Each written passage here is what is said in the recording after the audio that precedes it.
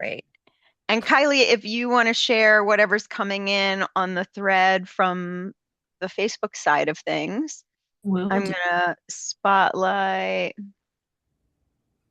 and Kimberly, add spotlight. Okay, so this topic, you know, it- it's near and dear to both of our hearts, Kimberly and myself, and we're going to talk a little bit about why.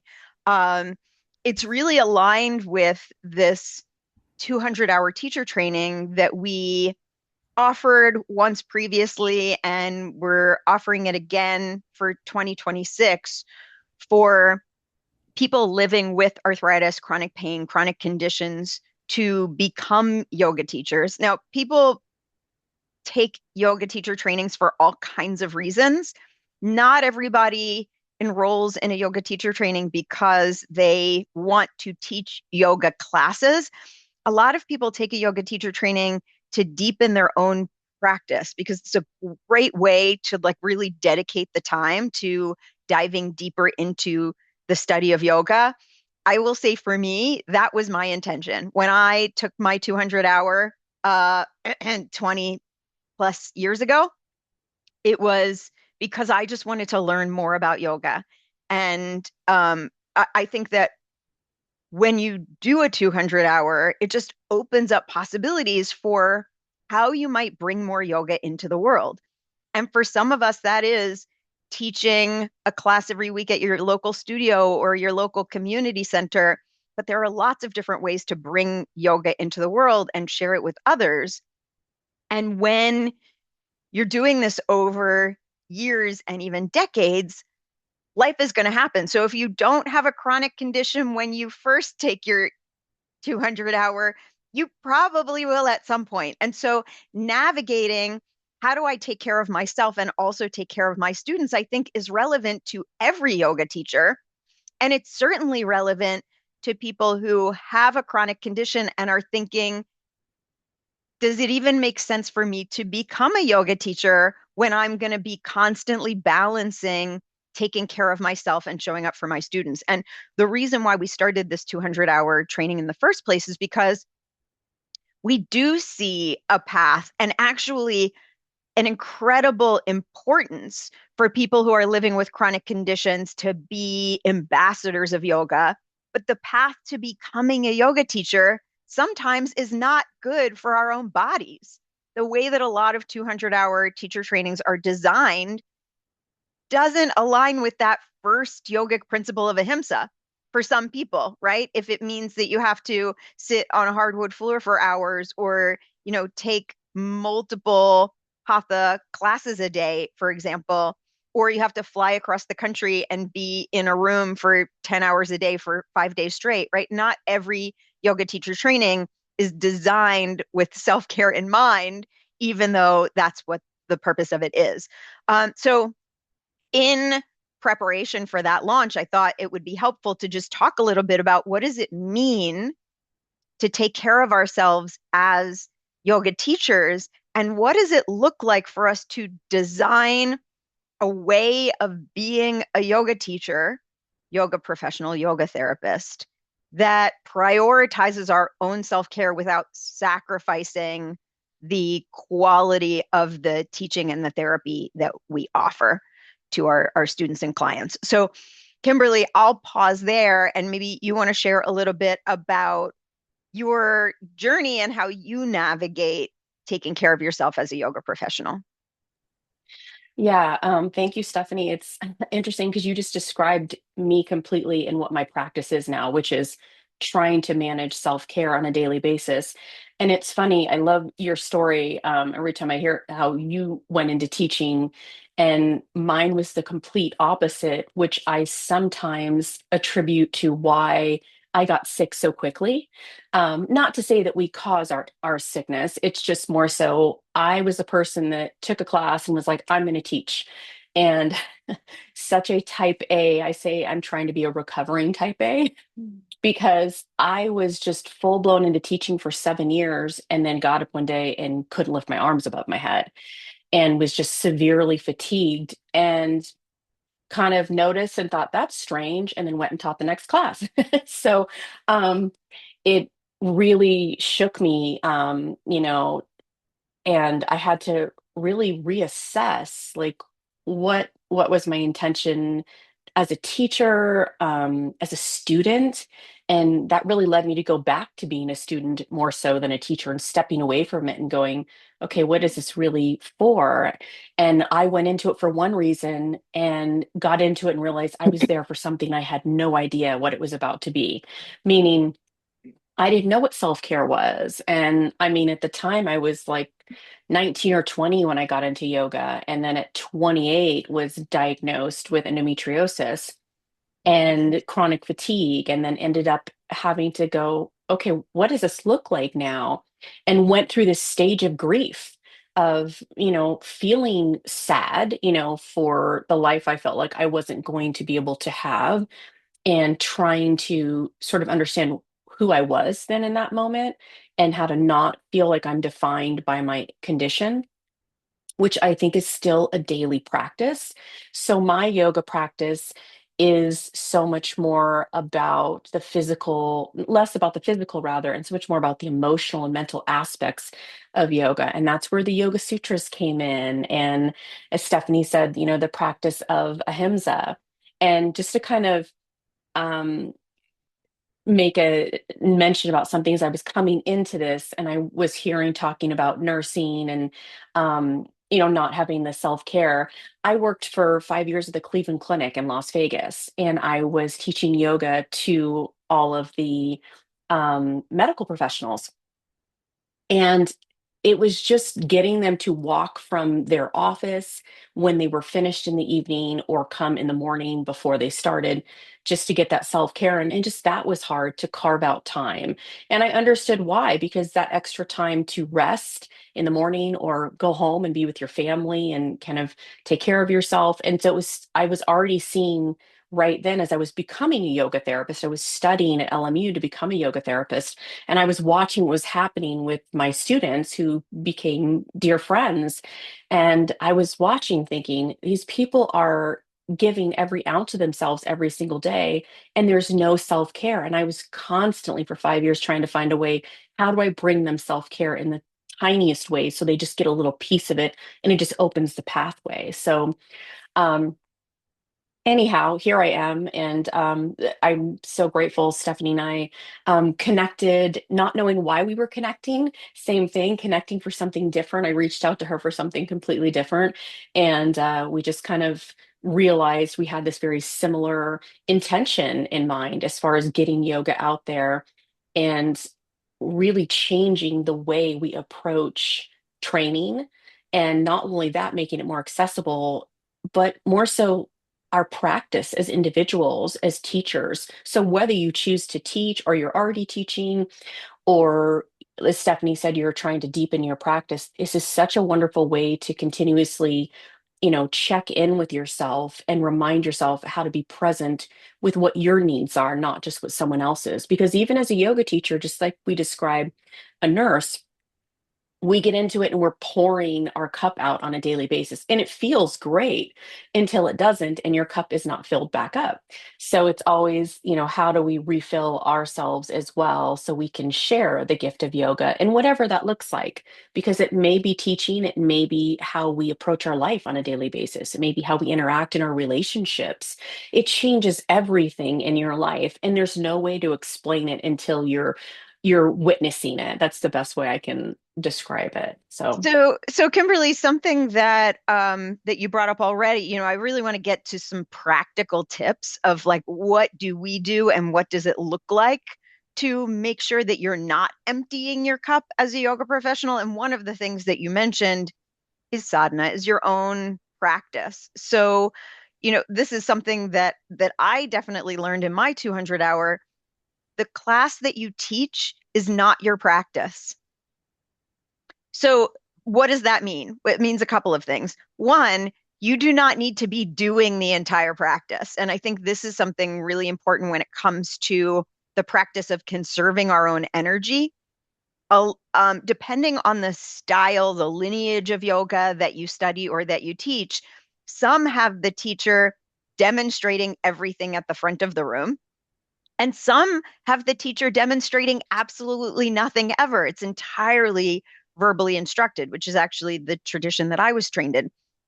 And there is a whole lot in between that, right? Especially when we're teaching people who may be older, may have hearing impairment or visual impairment. We want a variety of ways of providing information. So do think that visual demonstration is helpful and important for some populations, especially.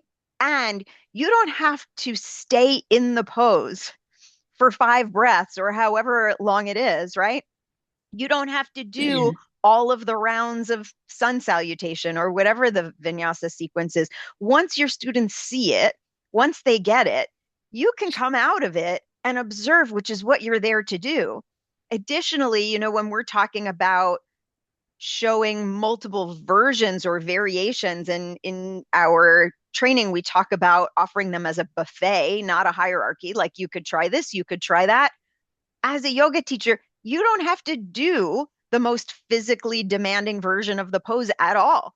You can demonstrate something gentle and then offer a suggestion for people who want to try something that's a little more challenging. And something that I think Kimberly does really well is just be really transparent about where you are as a teacher in your own body that day. Like, my shoulder is bothering me today, so I'm just going to take my arm to here. Or my shoulder doesn't want to move as much this morning, so I'm going to be gentle with it. Dispelling the myth that yoga teachers are on some other level of human. We are also in physical bodies that we are navigating every day. And so modeling that, like, I'm going to choose something gentler to demonstrate to you because I am taking care of my own body. So I think that, like, the way that we teach to preserve our own energy, we should not be harming ourselves in the process of sharing yoga with others, but also that idea of, I've got to have a practice that is for me, that is completely separate from the time that I am spending teaching other people. The focus while I'm teaching is on my students, and the focus in my own practice is on me. So whether that's going to somebody else's class or your home practice or yoga snacks, right? It doesn't have to be rolling out a mat for an hour, but how do I bring yoga into my own life in a way that is filling my cup outside of my teaching? So Kimberly, I don't know if you want to add to that. Yeah, I love that yoga snacks. That's great. Um, I think one of the things that I realized, it took me a while to kind of come to terms with this, because for me everything was about quantity, and I had to get away from that and move towards quality, meaning the quality of what we're doing. So it could be the 10 or 15 minutes in the morning before everyone gets up of meditation. And I'm noticing, and I share this all the time. I think it's really important to share this with our students because it's like Steffany said, recognizing that we're human. First of all, it allows us to connect a little easier. It makes other people really digest the information a little bit more in the sense that, oh, I don't have to perfect anything. I don't have to have an hour-long practice. I share a lot that sometimes for years, my practice was legs on the chair for 15 minutes, just laying on the floor with my legs elevated. If I couldn't get down onto the floor, I would lay in my bed and place several pillows. I've got a bunch of props behind me, but I would place several, pillows or blankets, whatever I had, or grab my yoga bolster. And I started to really love it and realize it's okay that my practice isn't an hour power flow vinyasa class. Do I love creating these like beautiful sequences? Sure, I loved it for while I did it. And you can still do that in a different way. It's just reframing how you look at it. But I noticed that if I can get that 10 or 15 minutes of meditation before the household was up and running, I was more reactive, more stressed. I didn't have the ability to take those pauses that I knew I was capable of taking. So it allowed me to really kind of recognize something in myself that I didn't really think existed, which was patience for me. I have the patience as the teacher, offering that to everyone, but I don't have the patience for myself to move at a slower pace sometimes, so it started to help me recognize my samskaras, my patterns, my habits that were setting my expectations so high for myself that no one could live up to it. And why was that necessary? And so I broke it into little pieces. And maybe it was the 10 to 15 minutes in the morning for meditation. If I could get it in the evening before bed, oh, complete, game changer for me. But in the middle of the day, again, maybe it was just 5 or 10 minutes of breath with a little movement or just breath and stillness, but learning to value the stillness and the being as much as the doing. And that took a while. But when we're dealing with chronic conditions, we are taken into that world immediately without our permission, of course. And then we wake up one day and we have to sort of reframe everything in order to function in a healthy way so that we're, still meeting our needs, but doing things in a way that is kind to ourselves. And it's not easy to do initially, but it can be done. And so the whole idea of less is more, gentle and subtle is very impactful, has really changed my personal practice. And it changes how you teach. It can't change your personal practice without it changing how you teach, and vice versa. It very much goes hand in hand because you will start really putting that into everything that you say and everything that you do and how you offer everything. So that those little tiny moments throughout the day, whatever it is, and knowing that every day is not going to look the same. So, okay, I didn't get that exact 15 minutes in. I got the 5 minutes in, and I think I got 5 minutes in. That's better than not getting anything in at all. But just to kind of share, I was in the lineage of we were doing the poses.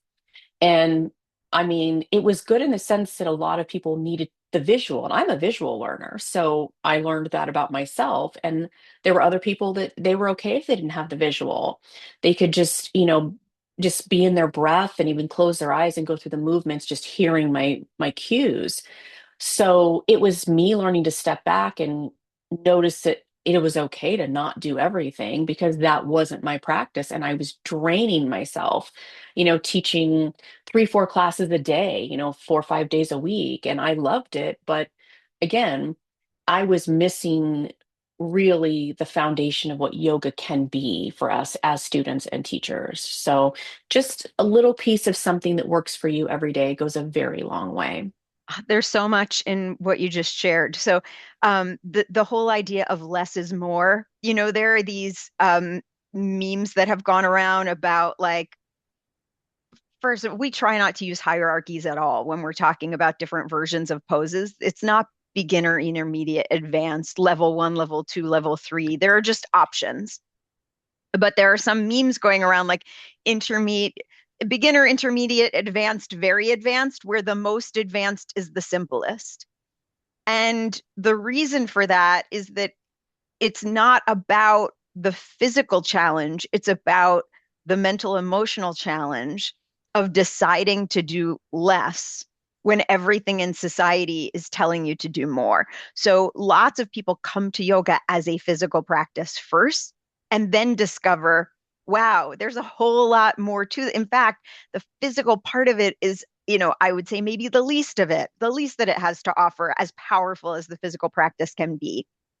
So there's this idea that it takes advanced mental and emotional yoga skills to be able to do less, but it's also partly how we frame it for our students, and that comes back to normalizing the idea of less being more. However, I think there is also sometimes this idea in the yoga world that, oh, I'm doing my yoga practice all of the time. I'm living yoga as a sort of permission slip to not actually do the dedicated practice. Oh, well, I'm practicing yoga every moment of every breath that I take. And while that is our aim, we hope to be living our yoga all the time. I think it requires doing of the yoga to sustain the being of the yoga. Yoga, if we look in the text, initially it's a state of being, but then it is also all the things that you do in order to achieve that state of being, if even for a brief moment. So making sure that we are not letting ourselves off the hook from practice, but actually also considering what is going to serve me, what's going to help bring me into balance. So the practices that we love to do are not necessarily the ones that serve us the most. So using sort of wise discernment and a witness perspective to be able to see, am I just doing the things that feel good because I'm avoiding the things that are challenging? And I don't mean just physically challenging, I mean especially mentally and emotionally challenging, to go into the position where we're tight and it makes us feel limited, or to try staying in a place that makes us feel like we're not as strong as we would like to be, right? The things that require us to confront our the limits of ourselves across all of the koshas. And this is where I think it can be especially helpful to have a teacher. You know, everybody needs mentors in their lives. And so even when we have been practicing for years, having somebody else's perspective, having somebody else as a teacher who sees us from the outside, which can be a yoga therapist that we work with one-on-one, or a coach, or a mentor, or a meditation teacher. um, we are all, Linda came on, who has been, in the yoga world forever and a day, and said, I'm a student like everybody else, right? So no matter how long you've been studying, I mean, the depths of yoga are beyond a single lifetime. They're beyond many lifetimes. And so there's always more to uncover.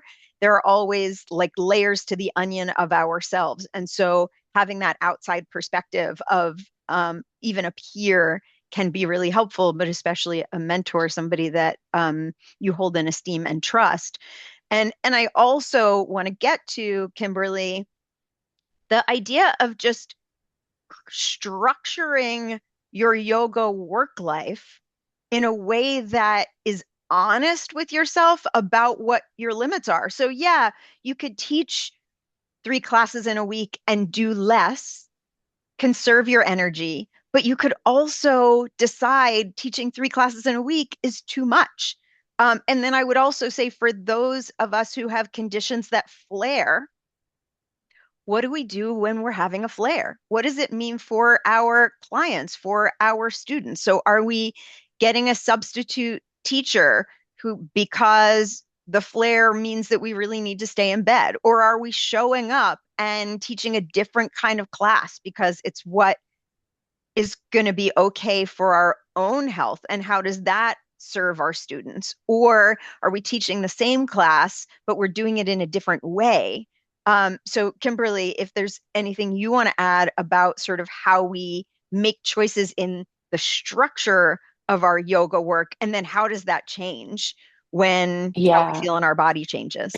absolutely. It's it's interesting because earlier in the year I was struggling myself and I reached out to Steffany and I said, I'm really going through a rough period, like physically and emotionally. I was having a lot of flare-ups and I was just completely fatigued.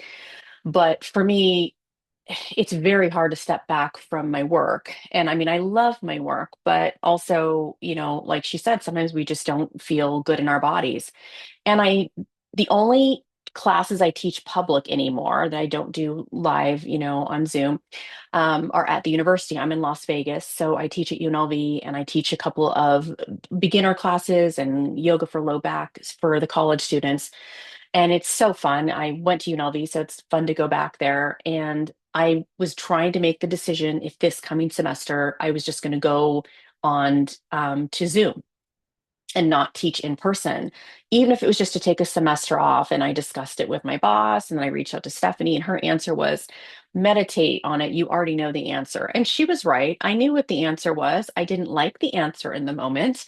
Um, and this semester will be starting in a couple of weeks. And the other day I got up and I just exhaled and I said, I made the right decision. I'm stepping back. It's okay. And it was hard for me because I had a student come in and she's young, she's 20, and she came in and she said, I have MS. This was last semester.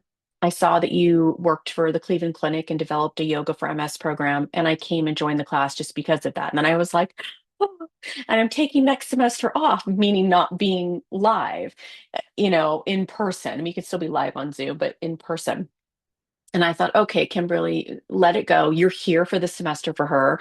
I got to be here. There was a reason I stayed for this particular semester, and I get to be here and connect with her. And I mean, it was the highlight of my week to go in and just see that she got to be there and feel, I hate to say it, but normal and kind of back into her old routine of just connecting and doing what everyone else does because nobody in the class had a clue that she had MS. And it was interesting because it really just tugged at my heart because it was just making me reconnect to all the emotions I went through as a young person, realizing I had a diagnosis that I'd be managing for the rest of my life. But seeing her presence and her joy and her showing up, and sometimes she sat on the mat with her service dog and just put the dog under her legs as a prop and just was breathing and, doing the breathing practice. And she was at ease with it. And I was so impressed because I thought at her age to be able to say, oh, I can't do that down dog that that person's doing over there. And I'm their age and I should be able to do that. She had completely let go of ego already. And I was like, this is amazing. So, anyhow, I had to tell myself, like, okay, it's okay that next semester I'm not going to be here. I was here for this semester. I'm still here and available. It's just not in person. I can come back at some time. I needed to remind myself to take care of myself. So, a little bit of less is more. I'm still going to offer classes. They're going to be pre recorded. They can connect with me and get on Zoom at any time and, talk with me and ask questions. I'm available for them. It looks different, and I have to be okay with that. Also, the work that I do throughout the week that is for behavioral health hospital, I've moved away from a lot of movement and more so to nervous system regulation, which I need in my own body. My practice was going in that direction. So my teaching started to go in that direction as well. Because as I was learning that for myself, I was finding that's what people were gravitating with towards me in needing that. And the work is well needed in behavioral health for nervous system regulation. And a lot of people show up with chronic pain in addition to recovering from, trauma and addiction. So, um, it looks different, but it feels really good because I feel that what I'm putting out there is what is needed from me right now.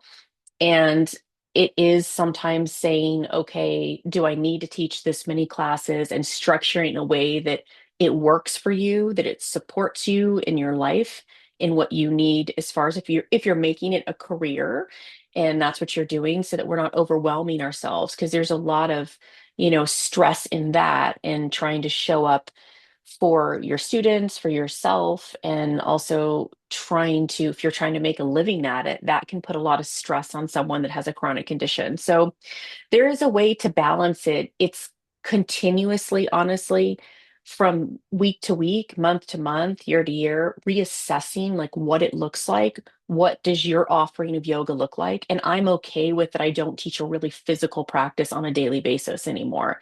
I will offer it when it's needed of me and when I find that it is something that would be valuable to offer to somebody.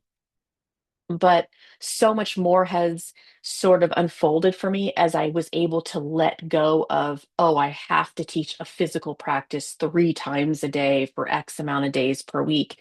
And instead, really go with where my heart was taking me in yoga. So it is continuously reassessing, but sometimes when we create the space, something comes into that space that we needed more than we recognize that we needed. I hope that makes sense. But I used to hear that from one of my teachers, and it's in my head every day that open up the space, even if you can't see what can go into that space. And sometimes it's that unknown of like, oh, what is that going to look like? And that was for me. What is it going to look like if I don't show up on campus every Friday at UNLV? How am I going to feel about that? How are people going to receive me as a teacher that I'm not doing an in-person class and I moved to online? And, I had to let go of all of that and people's perceptions of me and my perception of myself more so than anything, because that can really harm us. Because again, we're thinking we have to meet some specific expectation, and that's just not how it works. So when we let go of that and we're willing to just say, I'm going to trust what this is going to look like when I open that space, things come into that space. And sometimes what comes into that space is just stillness. It's just quiet time. It's just extra time and space for yourself. And other times it's just evolving you as a teacher and as a student. And it's such a beautiful thing. It's just that trusting part that's really tough sometimes. So Tracy is sharing in the chat, I teach 4 chair yoga classes a week. I knew I wouldn't be able to teach mat yoga all the time going through the menopause. Yeah, right there with you, Tracy.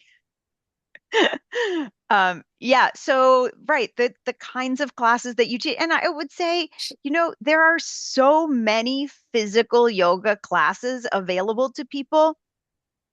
Us switching to offer yoga classes that are more gentle, I think there's more of a need for that. And so you're not only taking care of yourself, you're doing a service to the community by offering an approach to yoga that's not as available in a lot of places.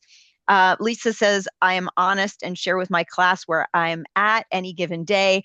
I've reduced the amount of physical modeling that I do in class. Yeah.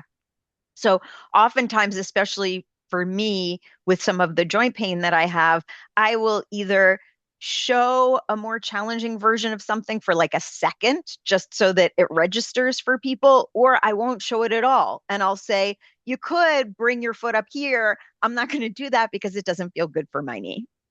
So yeah, just being honest. Absolutely. And teaching yoga looks a lot of different ways. So we're talking about classes. There are also private sessions, one-on-one, if especially if you're a yoga therapist. That actually requires maybe more of you physically and or mentally and emotionally, but less of you physically, because you're working with just one person at a time. And you can also decide, I'm only going to work with this many people. But there are lots of people who do a yoga teacher training and don't teach formal classes or sessions at all. They bring yoga into their lives and share it with people in other ways that are less formal by just being an example of the teachings of yoga or leading a breathing practice or a warm up or teaching it to your kids or, a spouse. There are lots of ways to be ambassadors of yoga outside of teaching formally. Other comments or questions? Kylie, I don't know if there's anything on the live side of things. Um, yeah, Lisa also says, thinking twice about always subbing for other teachers, assessing my energy level. Right. So that's a practice of conserving our own energy, right use of our own energy that we should be practicing I don't want to shit on us, that we can be practicing in lots of different opportunities that come our way, that we have to first check in. And I think that it's really useful to have your own metric for how you decide whether or not to say yes to something. Um, a good rule of thumb for me is to say, let me think about it or let me check, because that gives me a beat to assess it more thoughtfully instead of that sort of impulse to immediately agree to whatever is being asked of me. And Tracy says, people still believe yoga is standing on your head and wrapping your leg around your head, when for me, it's coming home to your true self. When I see what yoga looks like on Instagram, I'm not sure they're in a meditative state. I mean, we don't like hard to be in a meditative state when you like know that you're being filmed for Instagram in general, right? But yeah, so the whole idea of living your yoga, we can be uh, aiming for a state of yoga in everything that we do, but there's an intentionality to it. Um, all right, thank you, Kylie. Any other comments or questions?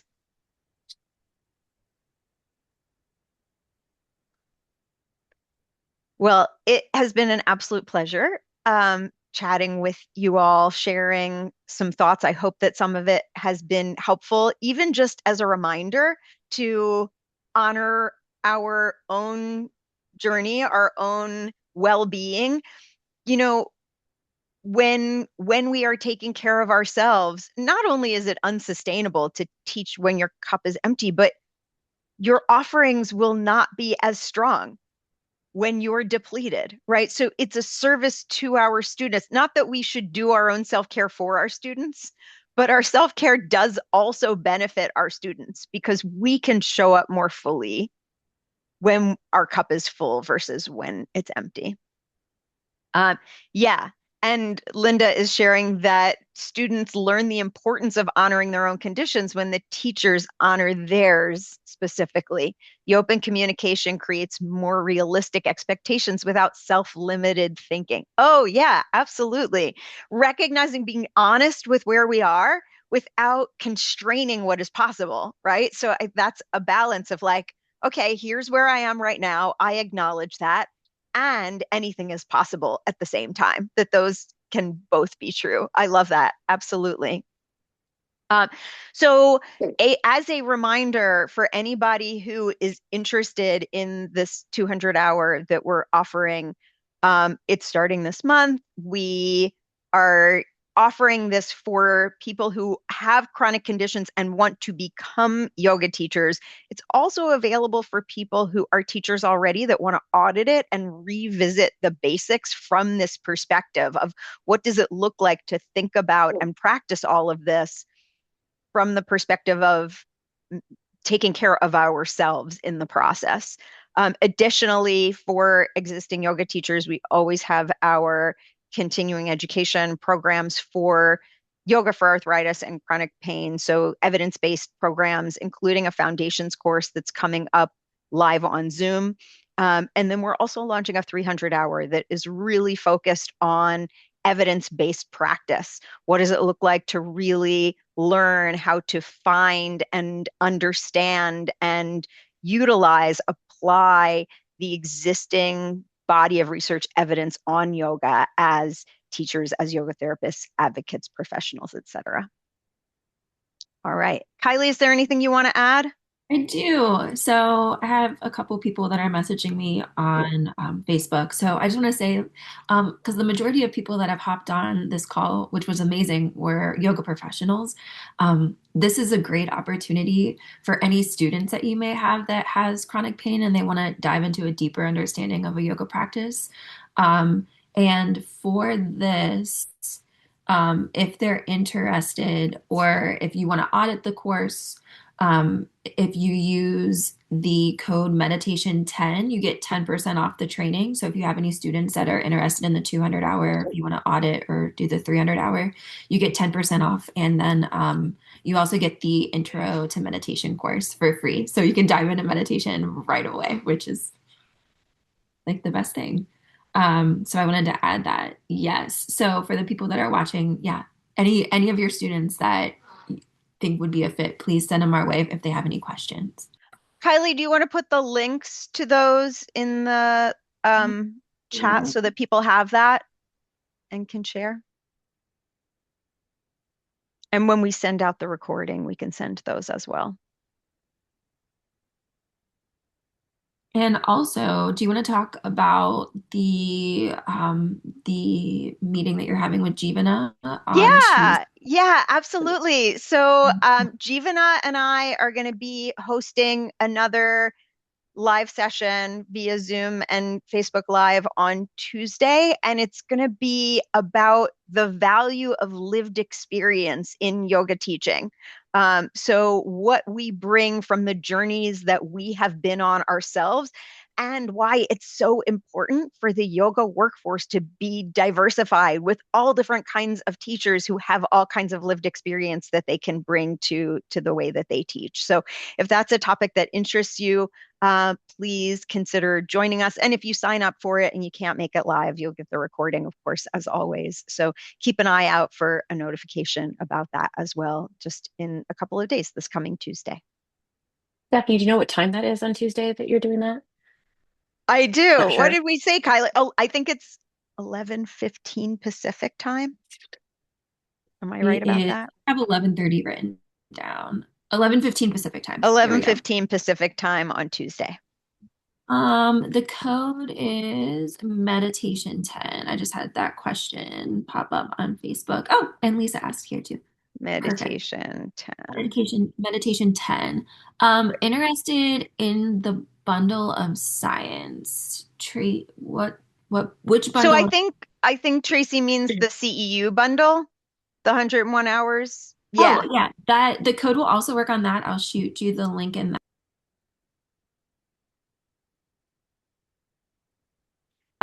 And the bundle is included in the 300 hour.